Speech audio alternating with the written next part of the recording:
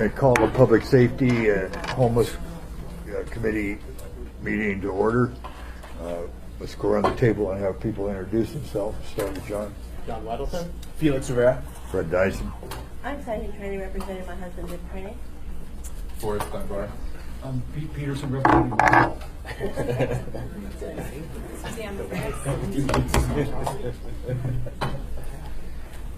All right. Like the police officers introduce themselves, and anybody that's here that's representing a relevant organization, introduce yourselves, please. Jack Carson, Anchorage Place. I'm sorry, say it louder. Jack Carson, the Anchorage Place. Captain Mike Curl with the Anchorage Police Department. Ken McCoy, Deputy Chief of Police. Oh, and Chief Dahl. Justin Dolly, PD. All right, thank you. The way I hope for this to go this morning is I'm going to hand the gavel over to Mr. Rivera and for the portion having to do with the homeless and the law, police response to that, and hope to be done by 35 after the hour. I'd like to take 10 minutes to talk in general about an ordinance we're considering that criminalizes the reckless transmission of infectious diseases. Just a draft conversation, brainstorming, if you will. I'll have questions here that I'm asking and want to add to that. And then have time, hopefully that'll take about 10 minutes, and then have more time for public input. And with that, I'll hand the gavel to Mr. Rivera. All right. Thank you, Mr. Chair. Under new business, the A, I just have three subjects I Oh, wanted to... excuse me. Suzanne has joined us. Yes, thank you. There are three subjects I wanted to discuss with APD. Mr. Yes. Rivera, before we get started, does the body have an interest in getting a brief update on the incident at Denali Elementary this morning? Yes. Yes. Okay. So about 9:31 this morning, the department got a report of a shooting at Denali Elementary School. Our officers were on scene in under 2 minutes, about 90 seconds. And the investigation so far makes it appear that there were two people that were in the parking lot of the school. They got involved in an altercation, and one person produced a gun and shot the other one. That person, the suspect, is in custody, being interviewed by officers. We have contact with the victim, who's been transported to a hospital. Obviously, we've been closely coordinating with the school district. I believe they followed their protocols and put the school in lockdown.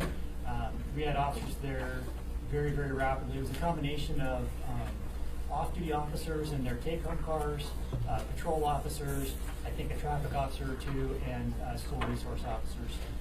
We were able to, establish the security of the school, clear the school, make sure everything was safe.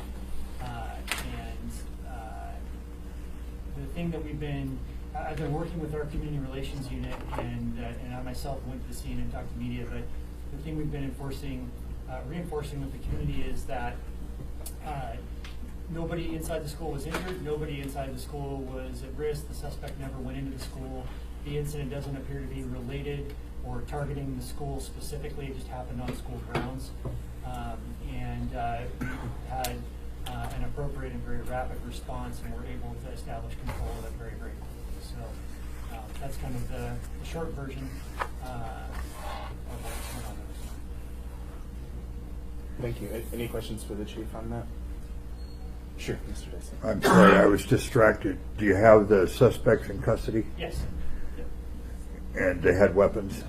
Yeah, there was a firearm involved. Yeah. Can you tell us what kind? As a handgun, I don't know. All right, thank you. Yep.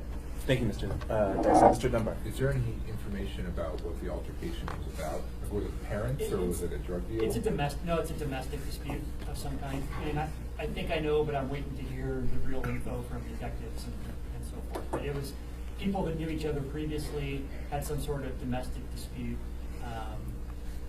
And it was unrelated to the school then? Correct. Yep. I'm sorry, thank No, you. that's okay. That's why I want to bring it up as the answer question. Thank you. Thank you. Yes, let the record reflect that Mr. Constant has joined us. All right. Thank you so much for your swift response this morning. So moving on in our agenda to APD report on homelessness efforts. There are 3 particular items that I wanted to discuss that I think are much better discussed in this venue versus my committee. First is regarding bike chop shops. Second is regarding warrants in camps. And then third is regarding sexual assaults and other crimes committed in camps and what we're hearing, what we're doing. So if you want to take those in any order. Sure. So with regards to bike chop shops, you know, or frankly any other illegal or apparent illegal activity in the camps, whenever the community policing team or frankly patrol officers have contact with people who are camping illegally, you know, if criminal activity is identified, they take action. Seeing a large stack of bicycle parts, I think most people would go and look and say, well, that probably doesn't look right, but that's not something that's immediately criminal. And it can be a challenge to prove that, you know, who those items are associated with, how they got there, whether or not there's some sort of criminal activity occurring, and putting a criminal case together. But that is something that we look into, you know, whenever we have occasion to be there in the normal course of duty. Thank you. I just want the record reflect that Ms. Domboski has joined us. And Mr. Constant, did you have a question? No, actually, I just on the point of the bike chop shops have, working with the administration, drafted or with the legal department, drafted a draft ordinance to require the registration of bikes through the National Bike Registry, and also to create a penalty for having bikes that have the serial number scraped off in some manner. And so that should be starting to circulate to the public. It's been handed to the bike advocacy groups and waiting for their comments before that's published. So it's coming. Thank you, Mr. Constant. Mr. Dyson and then Mr. Peterson. Yeah. I would encourage you to talk to the retailers, particularly the big box ones. The high-end bike shops, most of those, you know, they'll take care of that. And as I was talking to some of your officers, really tough to prove a crime because the bikes aren't registered. Somebody said I got it out of a dumpster, and it's my hobby.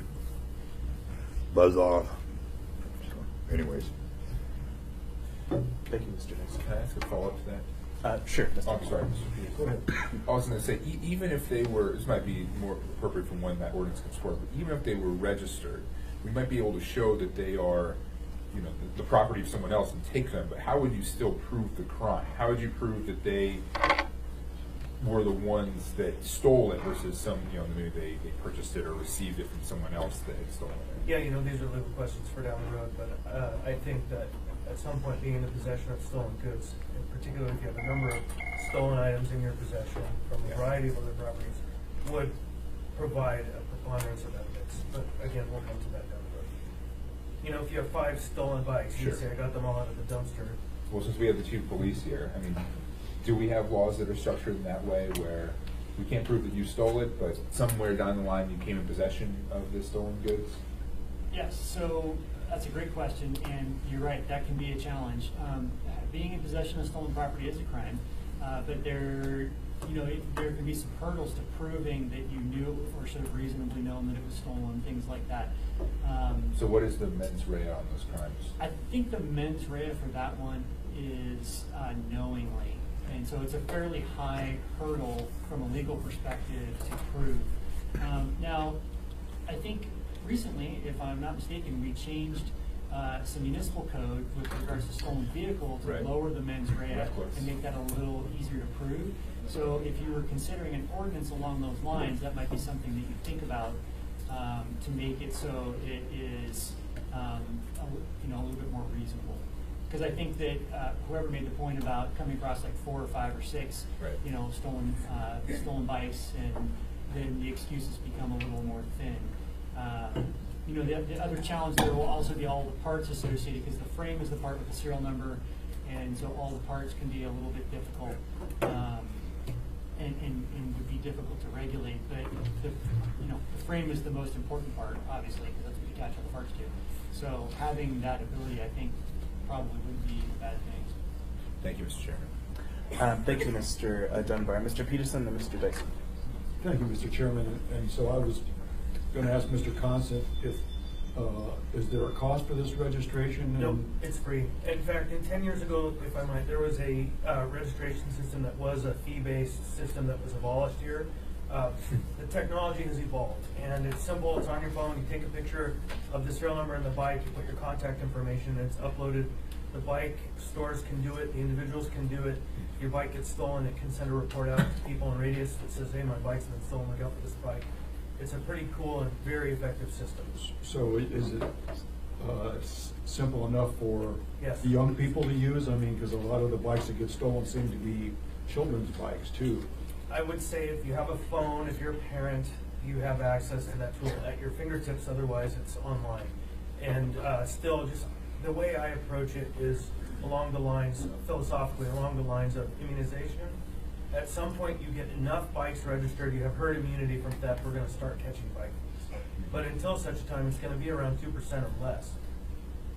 Can you, Thank you. may I ask a question? Thank you. Sure, follow up and then Mr. Dyson. This is actually of Chris, though. Can you, by serial number, search through that? So, for example, if you found a bike, and could you take the serial number, find it, and then find the owner? Well, okay, that's a great way then to prove that someone should have known this was a stolen good, right? So that really helps. And you'll be required, if you're in possession of a bike, to register it. Right. And so if you didn't register it, then, and you have a stolen bike, there's even more effective kind of triangulation to the point of knowing. But I agree with you, and we'll probably get to change so it's more reckless than knowing. Should have known. I don't know what the standards are. That's what I have to determine. All right. Thank you, Mr. Dunbar, Mr. Constant. Mr. Dyson. Yeah, I guess we're getting hung up on this one. I'll bet small potatoes compared to the dollar value of other things. Have you got any hint of where the market for these stolen bikes are? If anybody's selling them like a real motorcycle chop shop? I'm going to look at Lieutenant Carson for a second. I think I know the answer to that. The stolen bikes typically get traded around and traded for food, traded for drugs, traded for other things. All right, that's enough. Thank you. Okay. All right. Thank you, Mr. Dyson. And I apologize. I think we interrupted you. Did you have anything else to report, Chief? On that particular? No. I don't think so. Yeah. Okay. I did have one question. So is the new zone abatement, is that helping deter any of these shops? Or is it helping in any way with cleaning up these shops? Or Come on up here. I'm going to let Lieutenant Carson answer because he's been actually directly involved in that, and I think can probably give some finer detail. I suspect the answer is going to be yes. The chief was going to save you from having to come up. Yes, it does. We had the cleanup over at Westchester where we gave them a 72-hour notice. They were extremely surprised by the time we returned, and we were able to seize most of that property.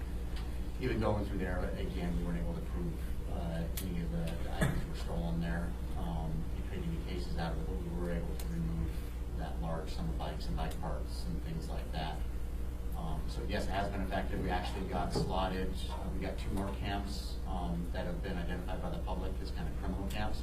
And those are actually slotted from the 72-hour post those in the week of the 16th, I believe, is what they're trying to get out there. It's one of our goals before the end of the year, and cleanup completely shuts down, is we want to be able to hit anything that's been identified as like a criminal camp and get those cleaned up and done before winter hits. thank you. Any questions on that? Okay, Mr. Constant, and then before, I just want to let the record reflect that Ms. Clint Davidson has joined us. Go ahead. So what I understand from RADA is that camp cleanup doesn't actually stop, that it just becomes severely curtailed for lack of staffing and because of environmental challenges. It's yes and no. The weather does affect it. When items start freezing into the ground, they do stop the cleanup. But all the way until that point, the main personnel that's been hired for the summertime are off. So now we're really limited. I think they're down to about 4 or 5 people, and they also have many other duties. We are continuing to clean up until the ground actually freezes. Once the ground freezes, we do pretty much stop the clean up, because they just can't, everything's frozen to the ground, it's not efficient or effective to go out there and clean up. Wait, so maybe there's a difference between cleanup and camp abatement. There, traditionally, yes, as of late, not as much. So there is, we can post camps and we can tell them to leave without an actual cleanup coming back. That's one of the problems we've identified in the past. It really wasn't that effective. People knew that we weren't swinging back through and able to get them out. So what we've kind of done this year is we've coordinated those together and we are posting with the cleanup already scheduled. So that cleanup's going to happen with me a lot of time after the posting. Part of the other thing we run into in the wintertime is there was a case that just hit the Ninth Circuit out on Idaho, I believe it was, that really limits the government from evicting people on camps that have no place to go. So as soon as we hit the winter months, as in like a week, the campuses, like the shelters, will be hitting capacity, and we got to really watch. We're unable to abate or evict people out of their camps if we don't have a place for them to go. If the city got themselves in pretty good trouble for that. Thank you, Mr. Constant. All right. Seeing no more questions on this topic, the next one was on warrants. Yeah, so the answer to that one is actually pretty simple. Anytime that a law enforcement officer has contact with somebody that has warrants, we're actually obligated to serve them. There are very rare circumstances where we might not for one reason or another, but as a general rule, if you have an outstanding warrant and that's an order from the court, that we are required to take you to jail. So if we have contact with you, you have warrants, we make an arrest and take you to jail. And do you have any data on when APD does go through the camps, on average? I mean, how many times are we doing this? On average, how many times do people have warrants in the camps? Serving warrants? I actually don't know that off the top of my head. That would be difficult to extract because a lot of our activity is location-based, but it's not specifically flagged as an illegal camp or not an illegal camp. Our system was just never designed to track incidents that way, and so it would be something that we'd have to dig out by reading every police report, basically, and trying to ferret that information out. Mr. Dyson. Yeah. What do you do when a person has no ID or claims they have no ID? Well, you start to use your special police skill to try to figure out if that person's telling you the truth about who they are or not. And there are ways to do that, but it can be a challenge. Are there any illegal immigrants? I doubt that there's very many in our homeless population here, but is that ever an issue? I don't think so. I mean, I can tell you from my experience, just having been a patrol officer, that was generally not an issue. I don't think we've seen a real change in that. No, generally when we go to the camps, we're there for the municipal laws that we can enforce. It's not a question that we ask. Generally, it's not. It's a federal law, federal privilege. Thank you. All right, thank you, Mr. Dyson. Any other questions on this topic? All right, so third one on sexual assault.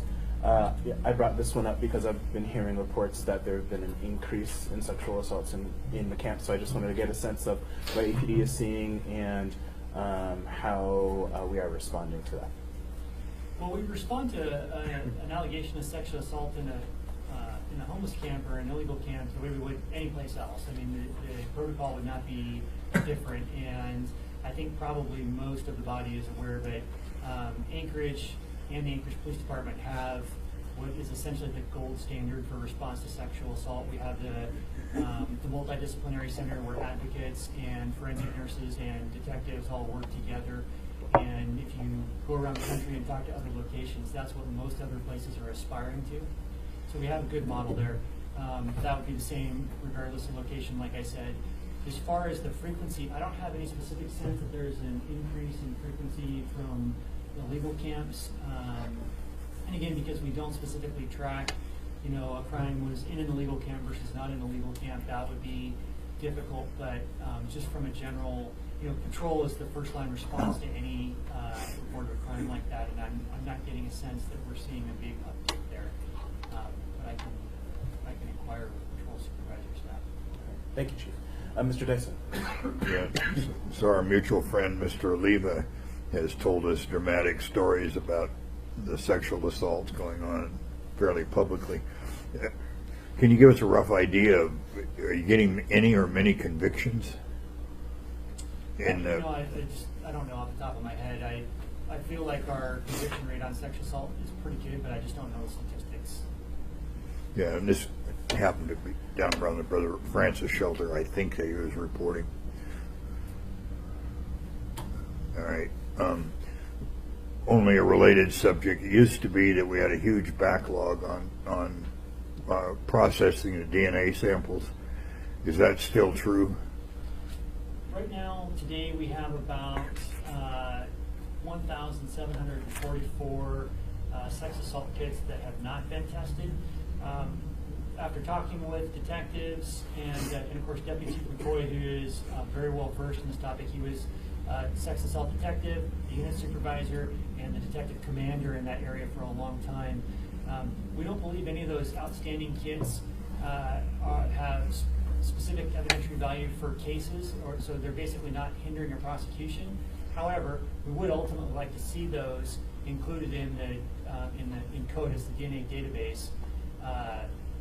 So we have been working with the Sex Assault Kit Initiative, which is a program funded by, I think, the Bureau of Justice Assistance, if I remember correctly, to obtain our own grant for Anchorage to process all those kits.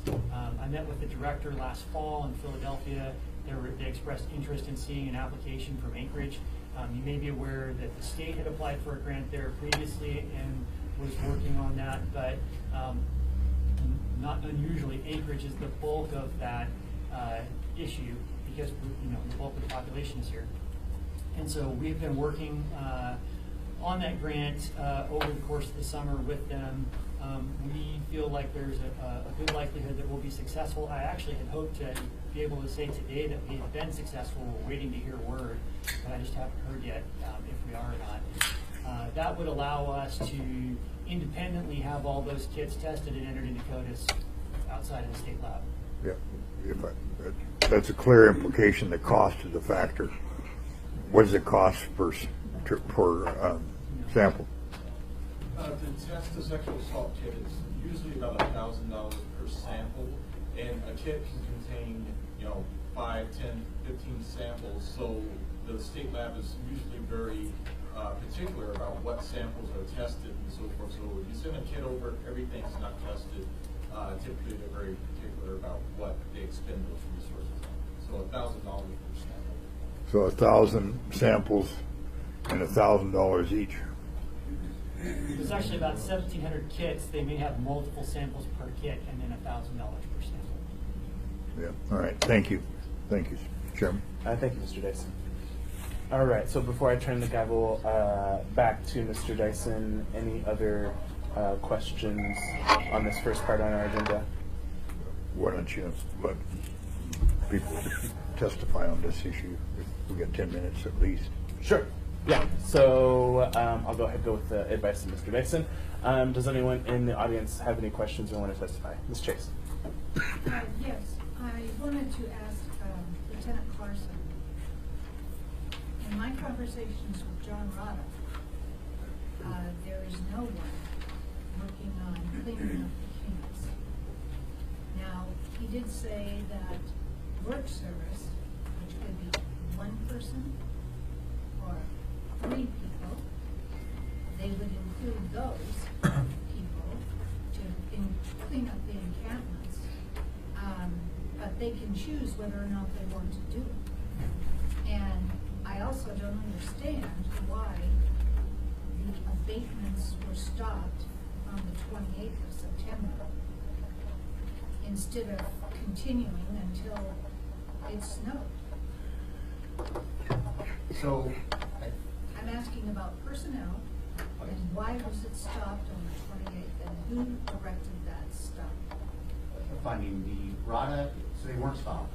So the summer personnel that were hired, the funding for that ran out on the 28th or 30th, I think, somewhere in there, ran out, and those personnel were basically let go for summer. They were seasonal employees. I think RADA would like to be done, but we still have scheduled cleanups with community work service throughout at least the end of October, and then we're also talking about, based on whether how much longer we do community work service, is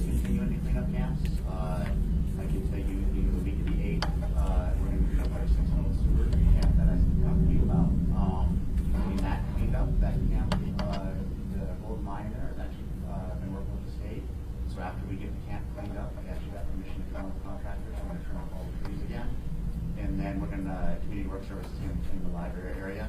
And then the weekend after, when we're focusing on those two other kind of been identified by the public as criminal camps, we have, or, some of the bikes and property. And we're gonna do those, and that's in coordination with community work service. So the summer team is gone, but the cleanups are continuing, just on a slower scale in the winter, and it's all based on funding. Well, I don't understand why there wasn't more funding. I mean, any crisis in a community can gather the funding to handle things. I find this quite disturbing. Thank you, Ms. Chase, and I suggest that you come and testify before the assembly when we get into the budget hearing process. And Stephanie. Yes, Ms. Rhodes. I have a comment and two questions. The first comment is that we've heard repeatedly about data issues here involving the encampments. It is really interesting to hear that there's no way to collect data on how many people are contacted with warrants in homeless camps. It's also a little shocking to hear that we have no way of collecting data on how many sexual assaults occur in those venues. Because if we are going to prevent sexual assaults, we need to know where they occur and where victim vulnerability is the highest. So I think that those are important things that would need to be addressed in the future as to strategy for collecting data in encampments. But my questions are for Lieutenant Carson, is it? One question is, how many retrenchments have we had in those camps that have been cleaned? And the second question is, you've now seen what rolled out since last year. With no cleanups this winter, what is your forecast of how many camps we're going to have without any changes to our community services or anything else, which we really don't have, for next year at the beginning of spring? So, we do see as we do a zone cleanup, and when we leave the zone, we do see camps coming back in. We predicted that was gonna happen. I think, kind of go on with your second question. Well, do we know how many data? Again, how No, many? off the top of my head, I couldn't tell you exactly. That would have to be we'd have to go through it individually, add it up. So again, in terms of data, I guess the other thing I'm looking to extract here is that you're not collecting data on that. We're collecting. I think what I'd say is we collect a lot of data. It's just, if you ask a specific question, sometimes we have to go into the data set and pull that out, and so we may not know off the top of our heads. It doesn't mean the data's not there, but sometimes it's not easy to collect. A lot of the information is in narrative form in police reports, and somebody has to spend staff time to read through the reports, pull that information out, and synthesize it into something that's usable. So would that data be important to you? Why would the city not want that data? Because if a public member requests it as a public information request, they're told it costs $40,000 to do that. So I guess in terms of entrenchments, I'd like to know how many entrenchments there are now after the $500,000 of city money is spent to remove. And I'd also like a real forecast, predictive forecast from you of what you know and what you experienced and cleaned up. What are we going to look at on May 1 when it comes? so you'd like us to guess what we think it's going to be? You bet. You're experts. You could give a good guesstimate. I can tell you, I've talked with Parks and Rec. This is one of the first years they truly believe that and with the CAP officers, they truly believe that they've actually made an impact on the amount of homeless camps out there in cleanup, past camps, and things like that. Each year we're increasing by Keep going, as long as you have good questions. on the amount of trash that we're actually cleaning up. We're becoming more efficient, and they actually feel like they broke over the top of the mountain and are hopefully each year going to have less and less of that garbage out in the woods in the park system. And that was through a conversation with Robin and the camp people. What we do see is a downward trend in camps in the wintertime. There's not as many people camping. They come into the shelter systems and the churches and the support systems that are there.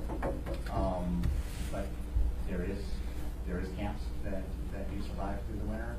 But I don't think next year you'll see as many as we have this year, and our goal for the following year is we even have less. But it's not something we're going to solve in a single year.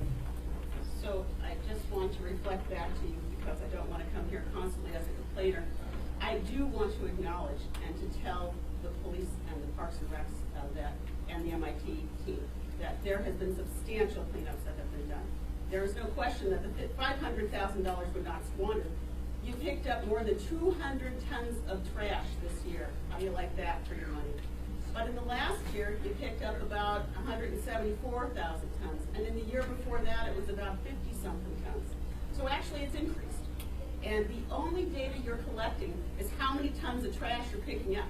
So if we don't know how many people are entrenching and how many more people are going to come over the winter and in the spring before you start up any kind of effort again, that's if there's funding, then we really don't know anything except how much trash pickup we're doing. All right, thank you, Ms. Rhodes. I think Ms. Brick has a quick response, and then I think we have time for maybe one more person to testify or ask questions. I've provided copies of the community plan for everyone, and if you turn to the page that has the health and public safety, if you turn to that page, this is the beginning of activities that will be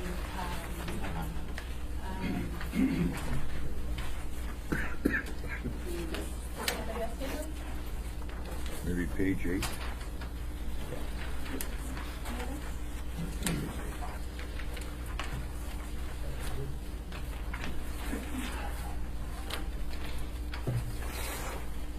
if you turn to the page that has the health and public safety, I think what the community's been pointing out is that it's what's happening is Lieutenant Carson's being asked questions with John Branagh's department. It is something that really needs to have an organized view for data and for everyone to provide their data in so that it's available, so when one of the members of the team is asked a question, the information is available for them. And what's happening here is we have everyone who works on different parts of it basically trying to describe the elephant. Well, it looks like this, it has a trunk. No, it looks like this, it has a tail. But it's a bigger animal. And this document will allow us the ability to come together as the municipality in that column, which is the one that the community and everyone is supporting us taking lead on, and organizing this data. And so tomorrow we're going to make some announcements. We're going to have some information about our summer outreach count. We're going to have the data compiled that we have available for camp cleanup.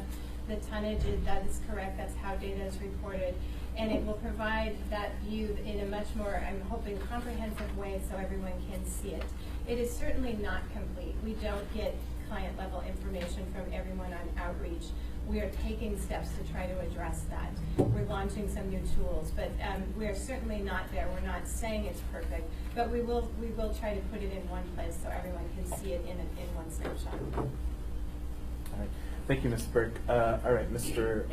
Webb, very quickly, if you could. Okay, I'll try to be quick. Chief Kelly, you indicated that when the CAP team goes in and/or patrol officers go into camps, that if you identify criminal activity, you take action. That makes sense, obviously. The question I have is, does the CAP team go in on any occasion that they're not supposed to camp? And do patrol officers go in? And if so, can you tell me when and under what circumstances? Because frankly, I've never seen it. So I'll go backwards. So with patrol officers, typically they go in if there's a report of some kind of problem there. I don't think that it's very often that they're just patrolling through the camps. I think that over the summer, having officers on bikes on the bike trails, they did occasionally patrol through the camps, but it's not a super frequent occurrence. It tends to be more often when there's a reported problem. Go ahead. Okay. And then I'll actually let Lieutenant Carson answer for the CAP team. Obviously, they do go there to do the postings, but anyway, go ahead. So, yeah, we go there for the postings, and when we're posting camps in an area, we grid for more camps that may be unreported. The other thing is our outreach people. We may not go out and post a camp until it's scheduled for cleanup. We actually have our outreach people that go and contact every reported camp. They contact them prior to being posted, and if they're posted, then we contact them afterwards. So every camp reported is contacted by our outreach people to try and get them connected with the services to try and get them out of the camps. Sure. So officers may not, but part of our team is. Understood, but the outreach folks are going in and handing out cards. They're not doing criminal investigations. They're just trying to make contact with the camp. Right? was a, I guess another question. Do we know how many camps were posted this summer? We do. I don't have it with me. I have it on top of my head. I'm sorry. Okay, because that's another key piece of data. That will be available tomorrow. Okay, great, can't wait. There was a. One last comment. All right, a quick question. Chief Bell, you were quoted in the paper, I believe, indicating that, you know, the online camp reporting system was great, and it made it possible for patrol officers to get information immediately about any new camp that shows up. I think actually the quote was that CAP officers had access to that information. Okay, I can assure you that that was not the quote, but okay. So, the question is, they've got immediate access, but they don't take immediate action in response to those reports. I'm assuming that there is some lengthy delay. That's my personal experience. So the implication was that we're out there immediately as soon as we get a report, but that's not actually the case, is it? Well, I don't know which quote you're talking about. The CAP team does have immediate access to that information. And then I actually don't know what the call on to get out there, but Lieutenant Carson. So it depends, like many answers. So the outreach gets out there pretty quickly as far as the CAP team actually going out there.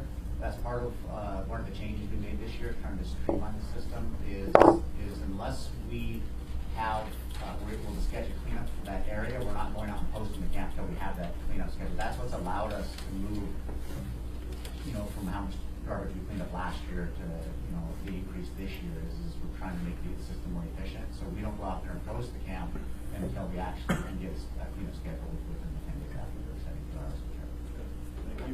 Thank you. Thank you.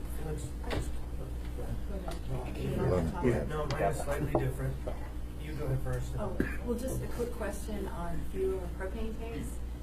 Earlier in the year, there was some discussion about a joint ordinance between the two committees being put forward, and just checking in if we're still going to be talking about that in the future, or if it's done. I don't know that there's a need to do it jointly. I mean, we certainly cooperate. And this was an ordinance that we actually dug back up recently and reviewed, and my understanding is that legal is going to review it. Okay, thanks. Chris? Yeah, thank you. Just on a point that was made about how we've gone from 50 to 120 to 200 tons or 300, 500 tons, whatever, however many tons we've removed, I don't think that necessarily demonstrates that we have more camps going on. I think what that may demonstrate, and we'll know in the future, hopefully very soon, is if our cleanup is more effective, because at some point, and I think that the point is well made by the speakers, that when we have actual data, we'll be able to know.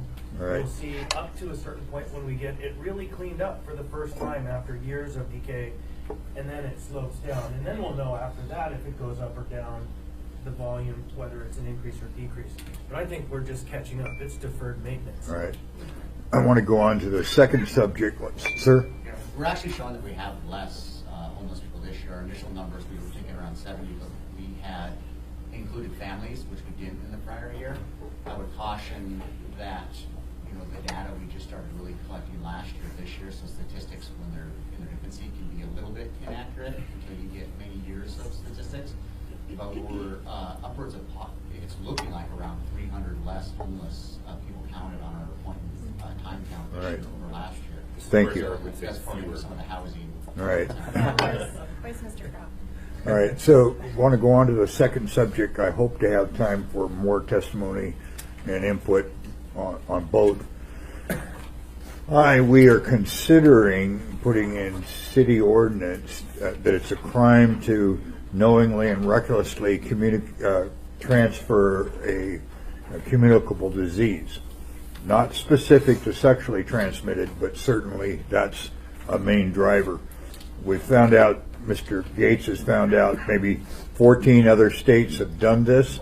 They've been in that process long enough that several of them are going back and revising it and so on. Is somebody here from Public Health? Mr. Gates.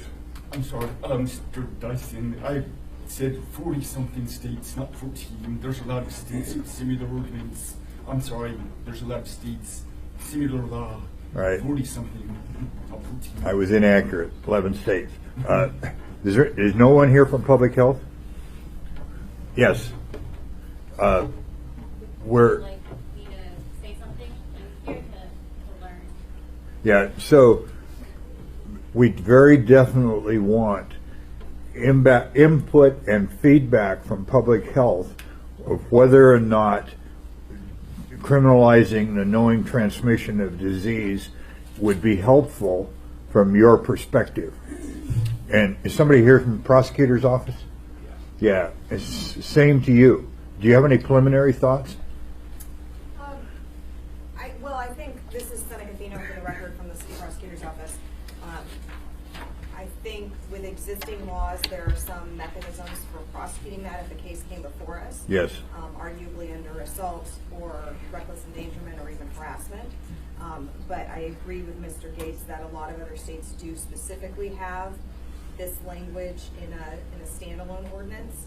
And so obviously if the case came before us that fell under these elements, it would be infinitely easier to prosecute if there was a specific law in the books. All right, so you can imagine the legal issues, and we want your help to make it as effective a tool for you.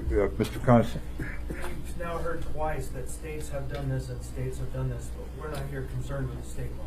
What is the parallel process for local governments? Do we have analysis conducted at that level? Do you want to answer that? You know, looking at this law, I've looked at most of the state statutes. There's one reason I do that is because we're a home rule municipality. We've got all these state powers, otherwise prohibited. So we can make state statutes across the nation. If I started to look at ordinances in other local jurisdictions, we don't find any in Alaska. In other states, they have very different government structures, so I wouldn't rely on ordinances. I feel that 40-something different statutes that we've got are sufficient guidance as to what we can do.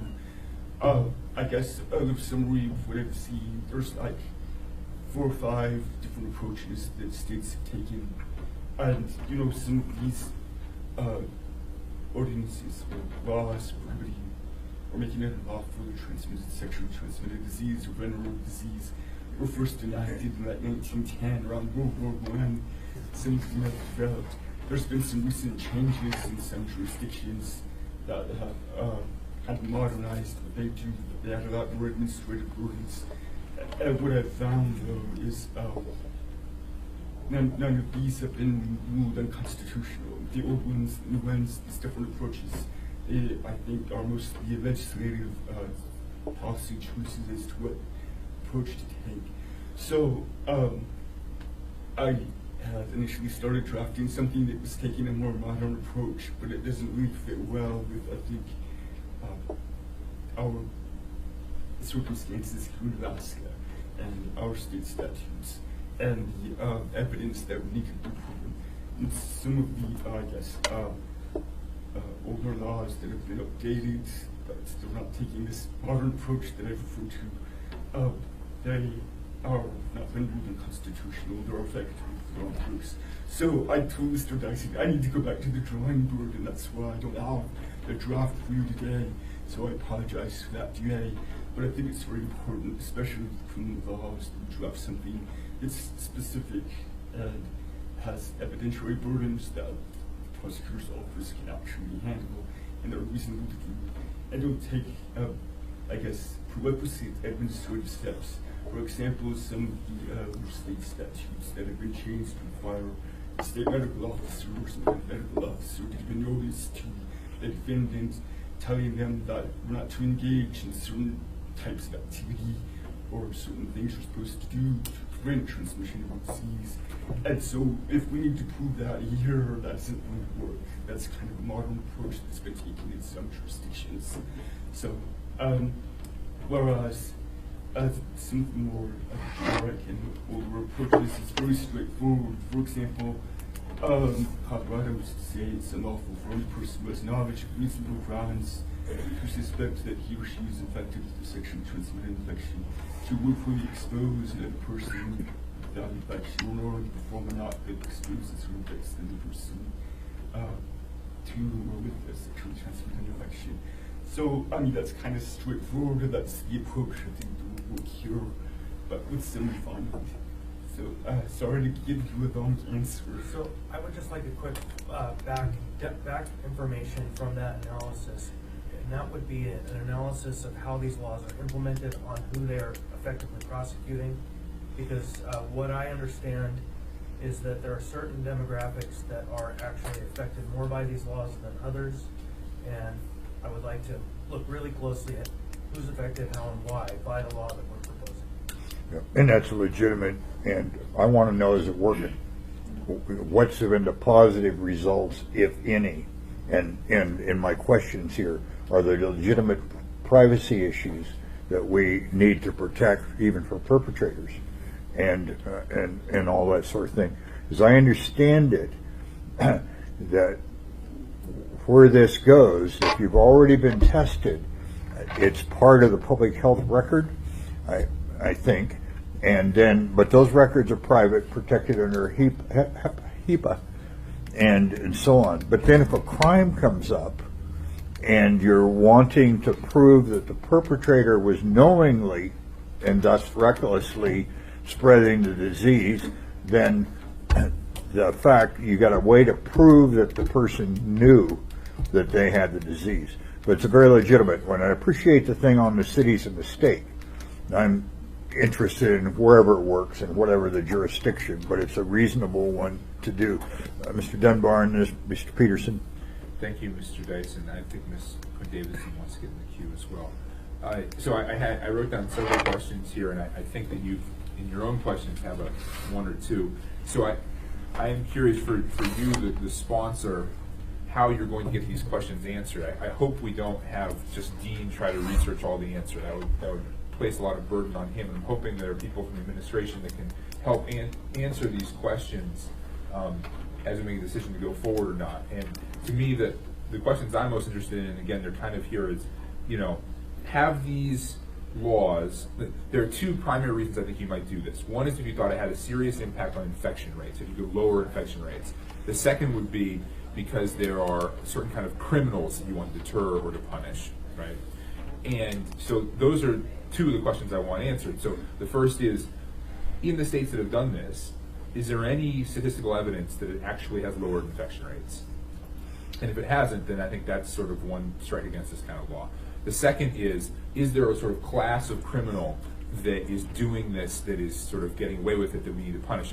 And look, I mean, we just had a very high-profile case in Anchorage where a man sexually assaulted a woman, choked her unconscious, and then ejaculated on her. And it turned out we couldn't prosecute him under a sex crime because we just didn't have that law, that releasing semen on someone wasn't, as I understand it, just from the media reports, not going deep into the case, that it wasn't prosecutable because we lacked that law.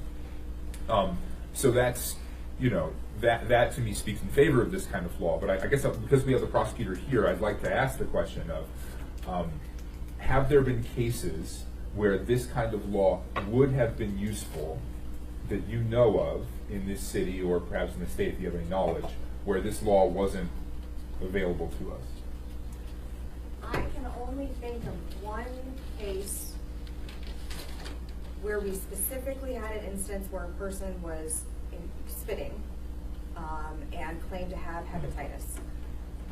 And that, so we have lots of spitting cases or fluid contact cases, but I can think of one where there was an allegation by the perpetrator themselves that they had a disease that they were trying to share. Okay. So then my next question then, and I don't think I don't know who is able to question to be concise. We're running out of time, please. We have till 12:30. Oh, okay. I'm sorry.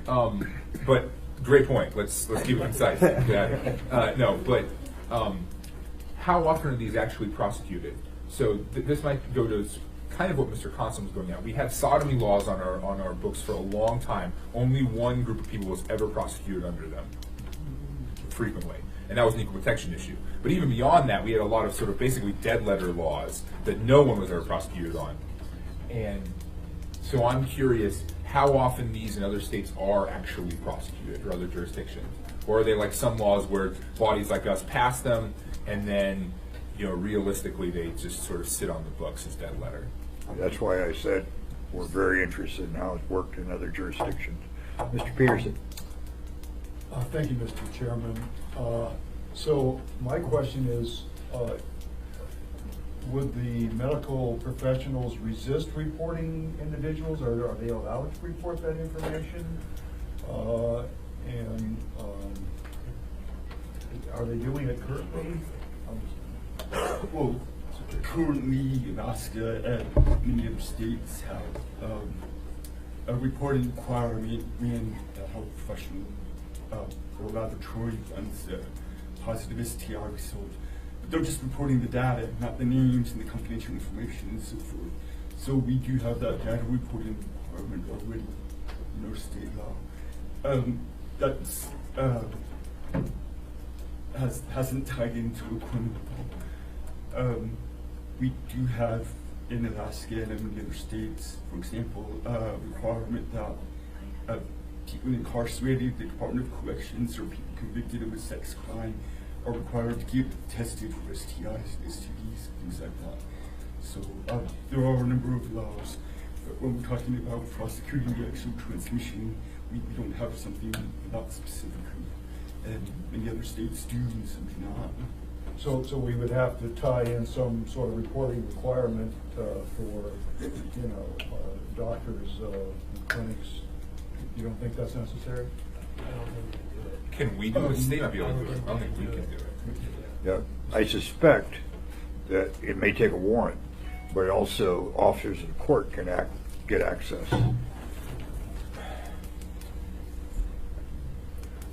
I'm not sure I'm understanding exactly what we're asking. The officers of the court can access the data. And sure. No. If you've got a prosecution, this is something that an issue that I haven't delved into too much. Like, if you're going to prosecute someone for this, can you, in discovery, obtain that defendant's medical records and history and so forth, that private protected information? And I haven't dived into that issue. I don't know if has experience in that area of context. Mr. Dunbar, sorry? Via search warrant, yes. Yeah. You can get medical information. Yeah, and I suspect this will come up when a crime has been reported. Right. And then you go out after data and so on.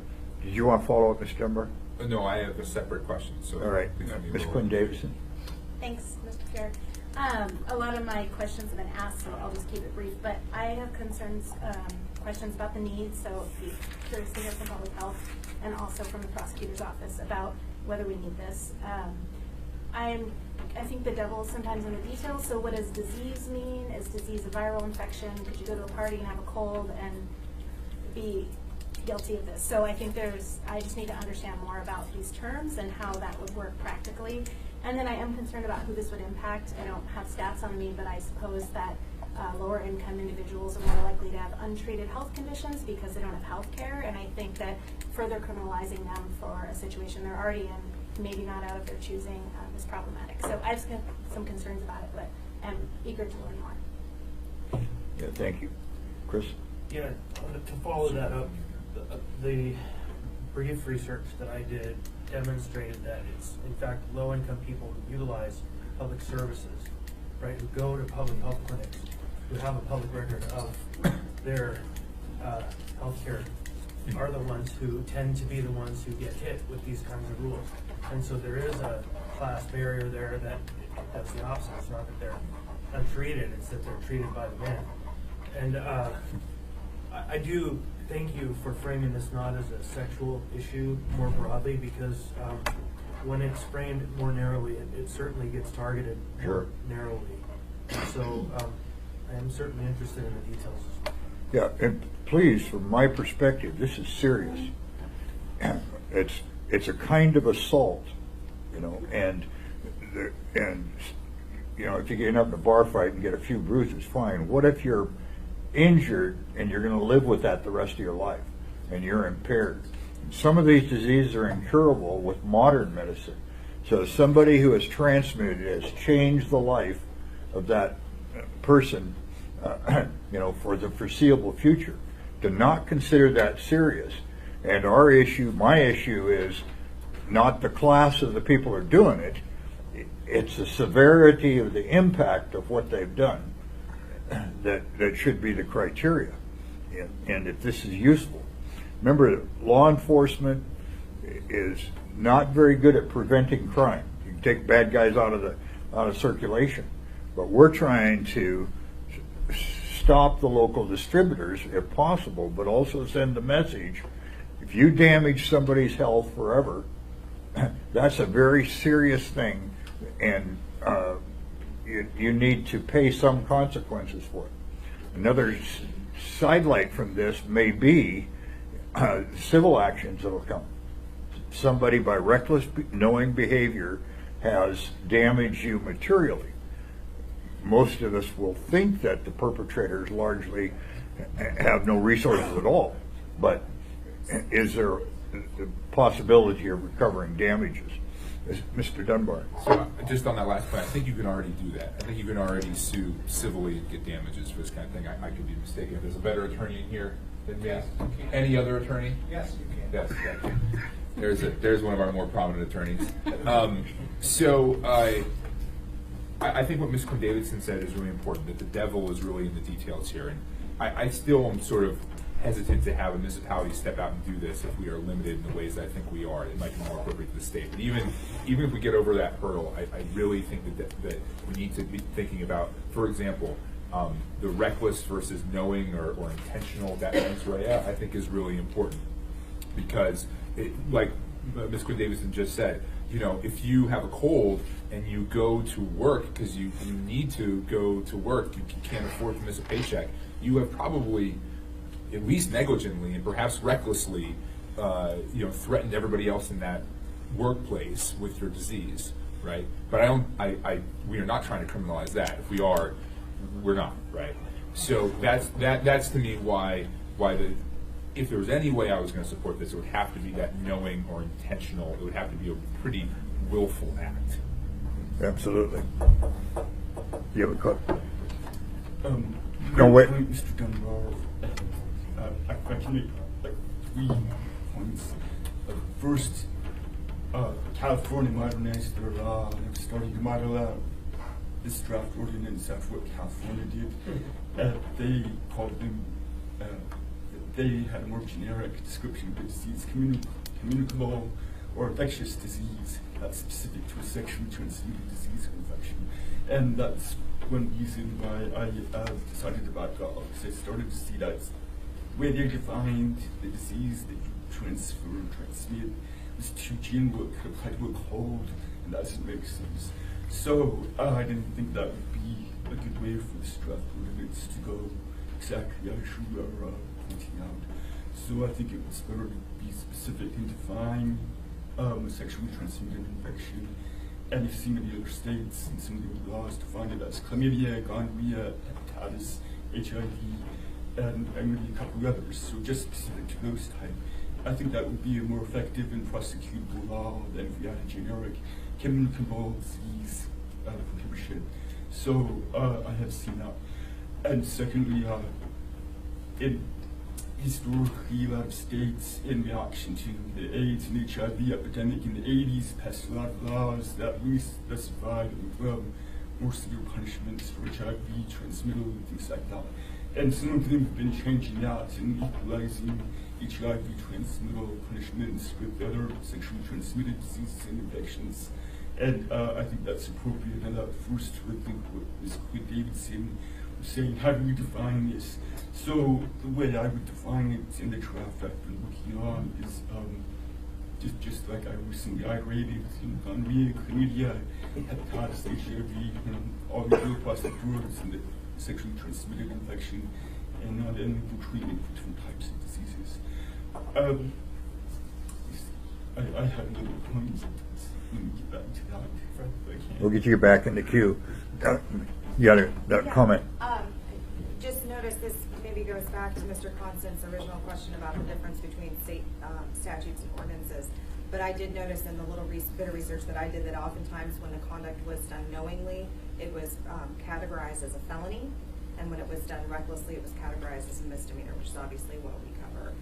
So that may be something to consider as well.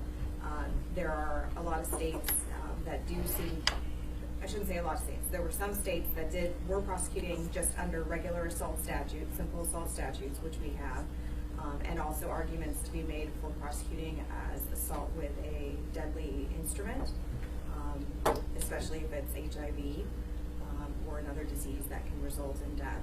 So that may be something, another thing to consider is whether you think what we have now is sufficient if one of these cases came around, or if there is benefit to having this specific language on the books.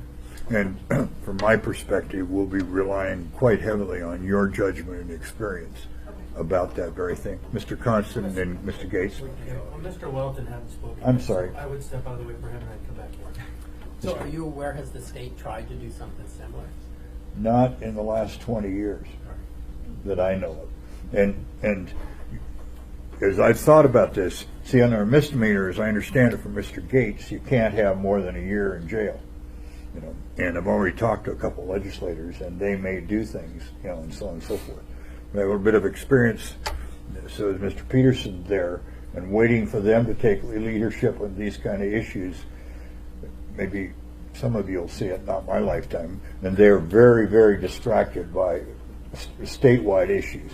I don't mind us taking leadership and hopefully set a paradigm that they can easily follow, but I'd like to see more severe than 1 year in jail for somebody that gives a life-changing disease. Mr. Constant? Yeah, thanks. I come back to this idea of how we frame this as sexually transmitted or just somehow communicable.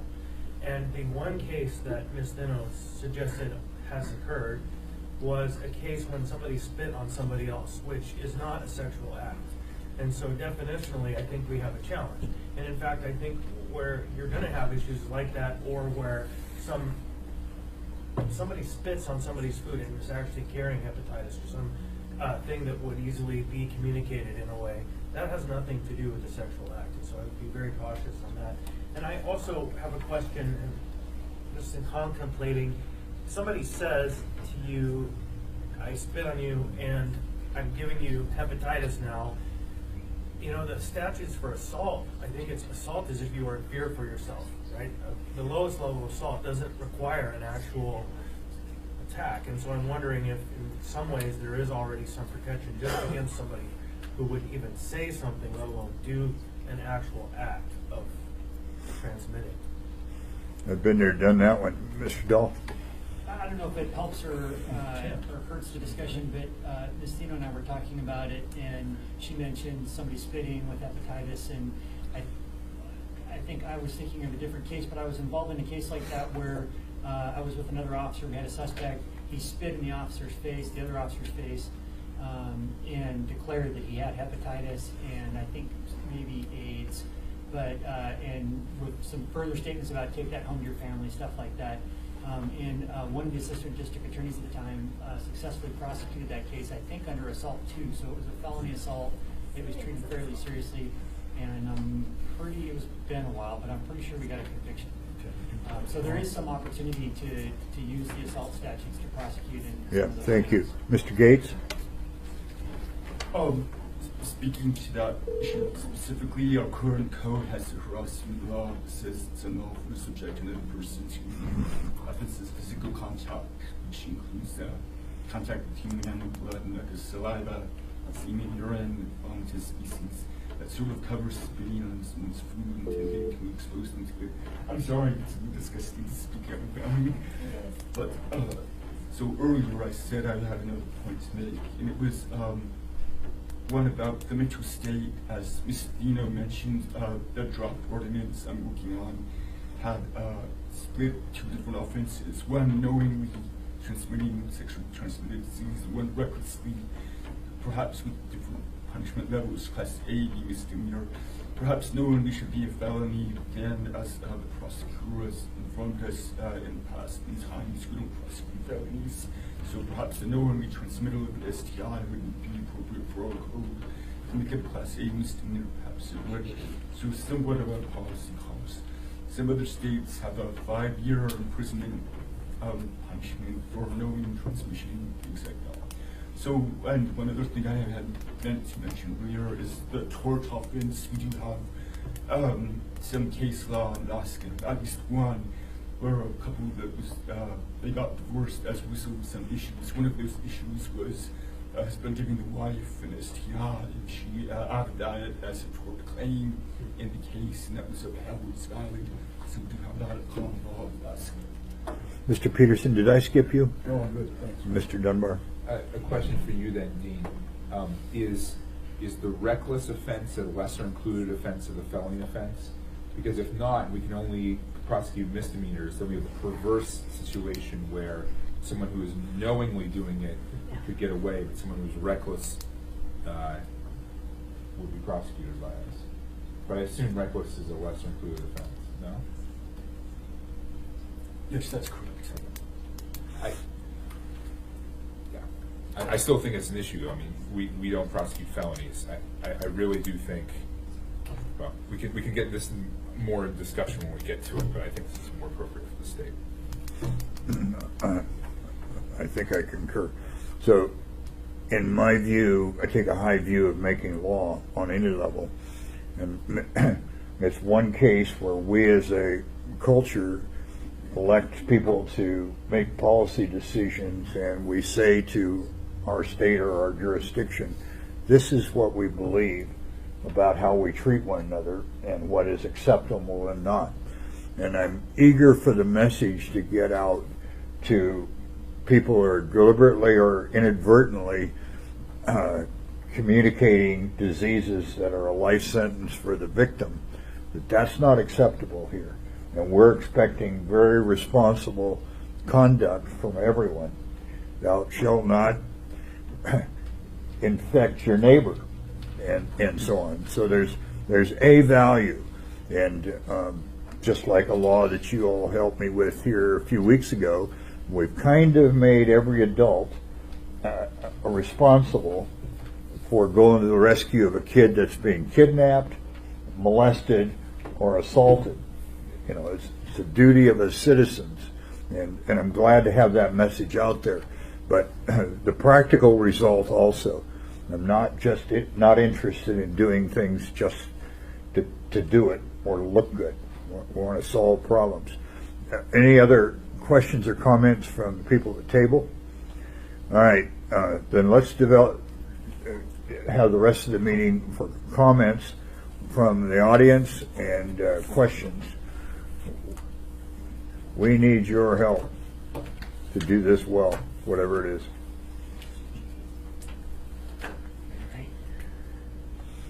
All right. Yeah, Mr. Rivera. Thank you, Mr. Chair. So I actually did have one question for the chief, and regarding a report we received last week on the budget, and specifically non-sworn officers.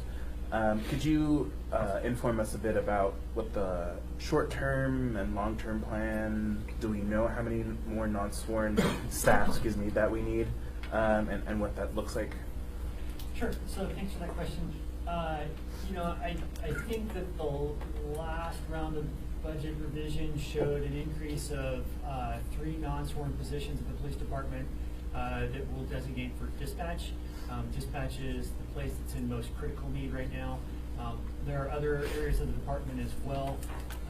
We had been asking for 20 new positions for next year. I think that's where we need to be. In some ways, non-sworn is somewhat like sworn staffing, where we have an idea of where we think we should be, we try that out, we see how it feels, and then maybe we make adjustments from there. And there's sort of an ongoing discussion. Are the service levels meeting the community's expectations? Dispatch is a good example of that. We all hear regularly that people get frustrated when they call the non-emergency line, and it takes a while to have that call answered. So that's one of our priorities. And I think one of your other questions was, how many do we need, and what does that cost look like? So that would be another 17 basically to get to where we requested for next year. and it's a cost of around $1.2 million. So then in addition to dispatch, we need additional staff and records and also in the property and evidence section. They're kind of the three main areas. Mr. Peterson. Thank you, Mr. Chairman. And so for a non-sworn officer, how long is the training period? Great question. So it depends a little bit on what section that person is going to. The training for a police dispatcher and or call taker, there's sort of two categories of employees in dispatch, can be pretty extensive. I mean, as everybody can imagine, that's a pretty complex job. So the training, it can approach almost a year long. To bring new staff into the records section, they've been doing a lot of work in that area to streamline that process, and it's more along the lines of a month and a half to 2 months. So it's a little bit quicker there. Property and evidence is kind of in between the two. We're working in both property and evidence and dispatch to make sure that that process is as efficient as it can be, but still set new municipal employees up for success in their new job and not shortchange them. Okay, great. Thank you. Mr. Domboski and then Ms. Crossan. Thank you. I'm going to get on my typical soapbox. So I want to say, first of all, I have noticed something I've not seen ever, really. There's been a few times I've actually seen patrol cars at Peters Creek, which is refreshing. Yes, I really appreciate it. When are we going to have the model where we have, routine officers in routine areas? And the second question to that, because the community patrols ask all the time. I'm not asking for officers to go to a community council meeting, but that's too redundant. But it would be nice to have, once we have those officers there, have a point of contact, not for them to call all the time, but so they don't have to, pester everybody else. It would be nice to open the lines of communication. So is that on the horizon? It is, and I completely agree with both of those things. So something we've been talking about for a while is sort of making the patrol area boundaries mimic the community council boundaries. We have a project underway at APD to try to replace the whole computer system that runs the department. It's the computer-aided dispatching, it's the records management, it's the mobile stuff in the cars. We're waiting for the contractor to provide us with a complete solution. I sort of refuse to accept the final product until it actually works correctly, and so that's it's taking them a little bit more time. And I had wanted to wait to do that and do it in the new system. Well, that's been pushed back again, so we just had a conversation last week, myself, the deputy chief, and some of the captains about we're just going to do it now. Even though we're going to do it in the old system, it's going to take a little bit extra work. I believe that we can get that, so we're not going to wait any longer. We're going to change the beat boundaries. That's probably on the way, actually, as we speak. It'll take a little while because there's a lot of programming to happen in CAD to make that work. But we're just going to do it. We're already sort of moving towards the model of having people a little bit more consistently assigned to the different areas. What I would like to get to eventually is that you can see either on the department's webpage or some other resource who your normally assigned patrol officers are. So you have a question and you can send them an email, leave them a voicemail, something like that. It's something that's not urgent, so you don't mind if you wait 3 days for them to come back to work, but you can talk to somebody who's familiar with the area. That, when you hear people talk about community policing, like everybody gets tired of hearing those two words together, but really what that means is exactly that. Like you have somebody that you can connect with, that you're familiar with, they're familiar with your issues, and that is really what that means.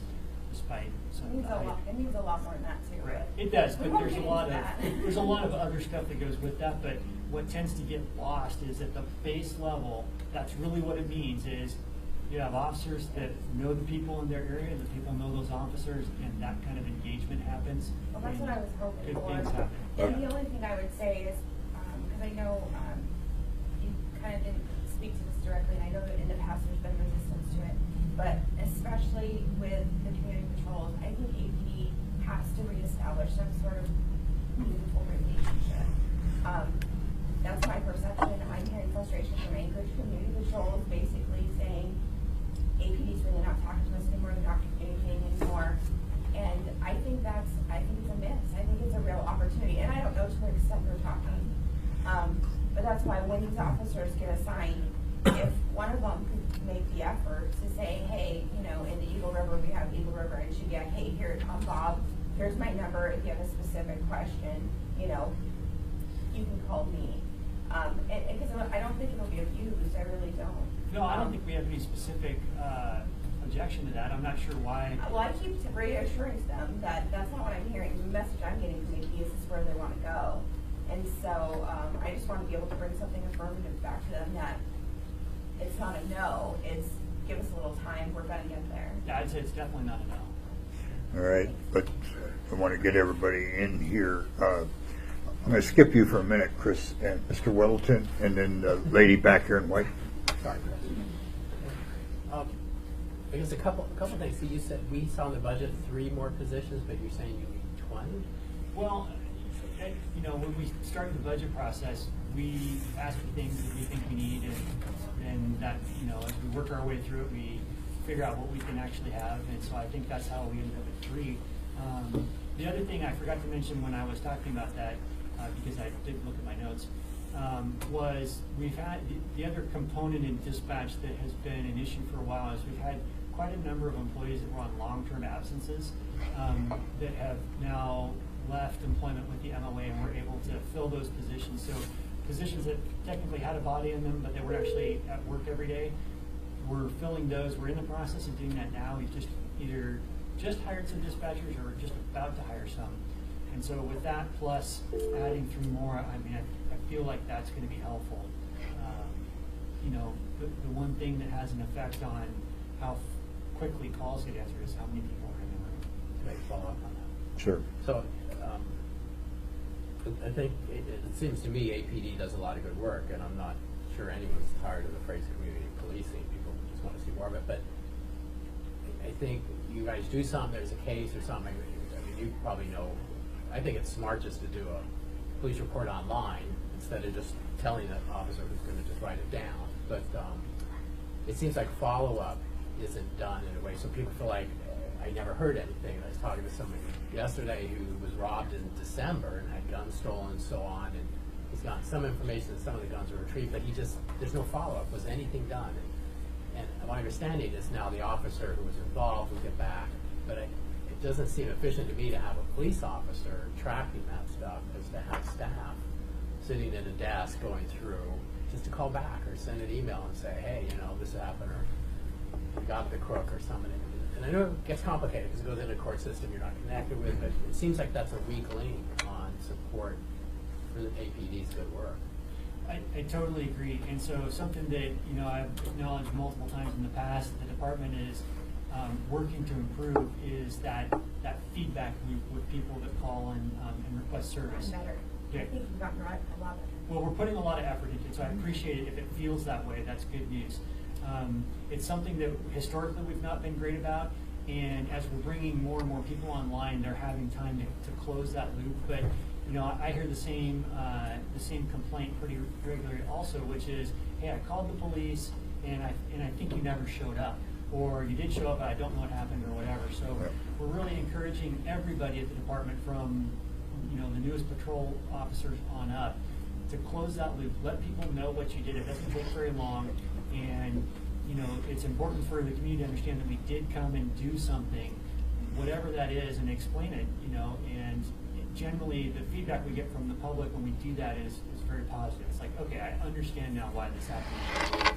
I understand you came and did whatever you did. So I agree. I mean, it's basically not taking credit for the work that we're doing. Well said. Ms. Trainee. These are questions that Dick had, and Felix addressed the first one, and Dick's concern was that 3 officers wouldn't be enough.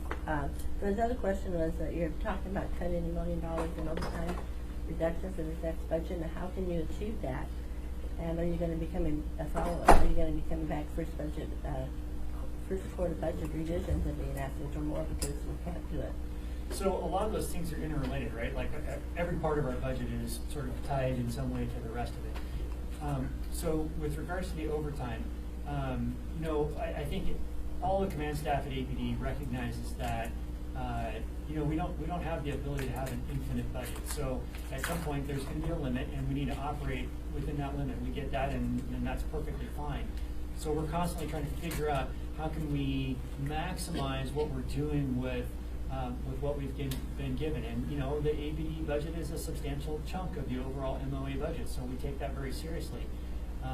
We've gotten to a point where we've added new officers.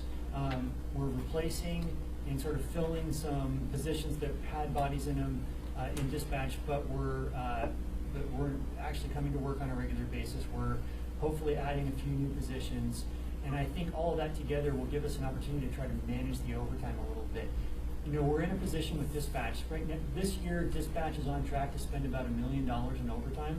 That's a lot of money, and that's a whole lot of full-time positions. If we could transition away from doing that work to having people that were doing it on straight time, but you run into this problem where you're doing it on overtime and just getting by, but to bring the people on, it takes about a year, so now you have to double up, so you're paying the overtime to get the work done, plus you're bringing new people online.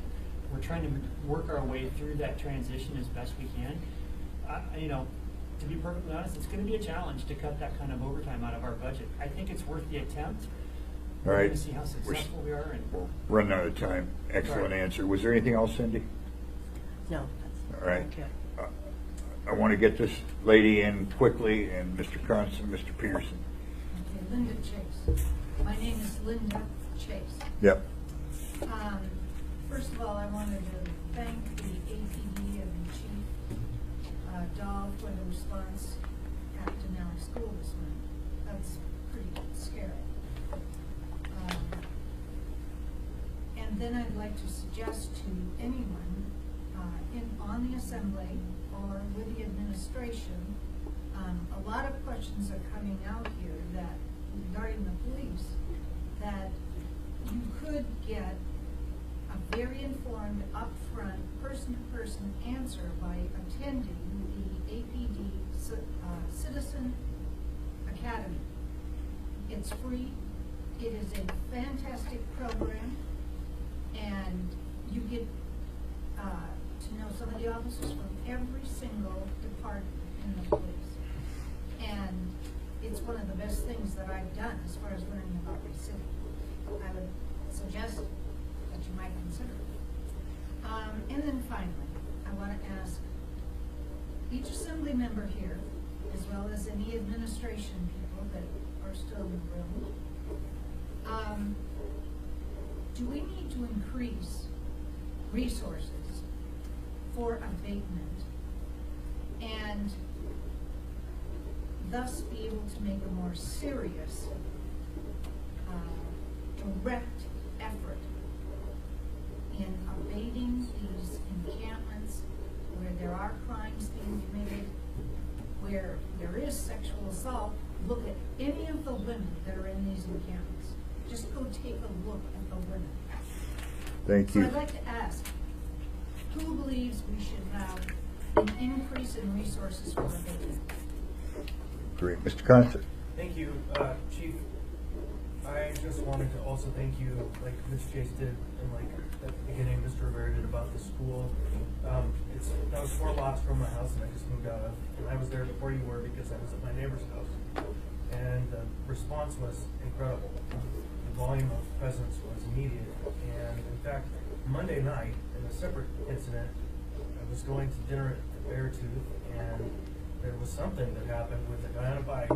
Looked like they stopped a bike thief, and within 30 seconds, there were 8 cruisers there, and it was unbelievable, swift response. So, just want to say thank you to your team for being on point. Thank you. Thank you, Mr. Peterson. Thank you, Mr. Chairman. And I'm continually getting calls where people have questions about some crime that might have been committed.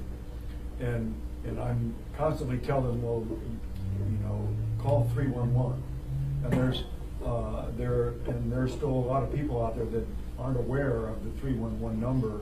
And so do we have public service announcements that are coming up to publicize that number, get that out there so we don't have quite as many calling 911? Great question. So we did a pretty significant amount of sort of, I guess, PR surrounding 311, but if it seems like people still aren't aware of it, we can definitely do another round, and I'll bring that up with our community relations staff later today, and we can get it out there again. I will say one thing that I did not anticipate that will message a little bit more strongly is that people assumed that 311 would somehow bypass the wait to get into dispatch. And I did not anticipate that people would hear that when we said call 311 to get to dispatch. So we'll make that a little bit more clear. There's only one group of people in the dispatch center, and I think probably most of you have seen it at one point or another. And they're answering 911 calls and 311, and then normal admin line calls, which is the same as 311. Anyway, so 911's obviously the priority, but we can definitely put that out. Thank you. Any other questions or comments from the assembly, staff? Anybody from the audience? Thank you all for coming. If you have any suggestions for future subjects we should cover and carry, let us know. Thanks, Chief, and to your staff.